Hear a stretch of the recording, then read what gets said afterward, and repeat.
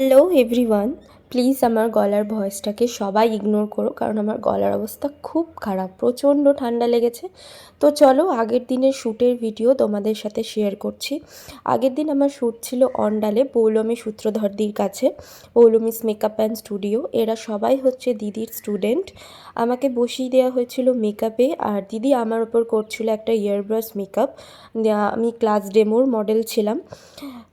তো চলো full and final লুকটা তোমাদের দেখিয়ে দিই। এই যে হলো আগের দিনের ফুল অ্যান্ড ফাইনাল লুকটা কেমন হয়েছে অবশ্যই কমেন্টস করে জানিও।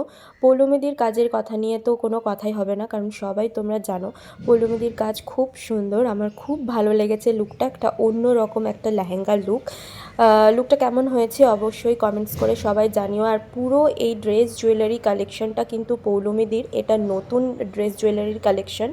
অবশ্যই তোমরা রেন্ট নিতে চাইলে পৌলমীদির সাথে কন্ট্যাক্ট করো। আর অবশ্যই কিন্তু স্টুডিও পি স্কোয়ার, পৌলমীদিরই স্টুডিও।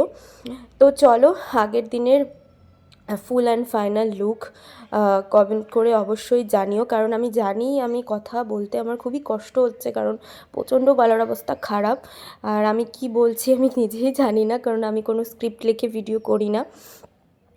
তো এই যে আমার এত সুন্দর যে লুকটা করেছে তাকে না দেখালে হয়। এই যে হচ্ছে পৌলমীদি। তারপর হচ্ছিল আমার এখানে শ্যুট, আমি পোজ দিচ্ছিলাম। তো আবার একটা বিফোর মেকআপের একটা শ্যুট হয়েছিল, তার জন্য আমি ফাইনালি আগের দিন মেকআপটা তুলে আবার ভিডিও করে তারপরে এসেছি, কারণ আমি অর্ধেক টাইম মেকআপ নিয়েই বাড়ি আসি, কারণ আমার বাড়িতে ভালো করে স্কিন কেয়ার করে মেকআপ প্রপারভাবে তুলতে সুবিধা হয়। তো চলো আবার দেখা হচ্ছে অন্য কোনো ভিডিওতে। আজকের ভিডিওটা এখানেই এন্ড করছি। টাটা।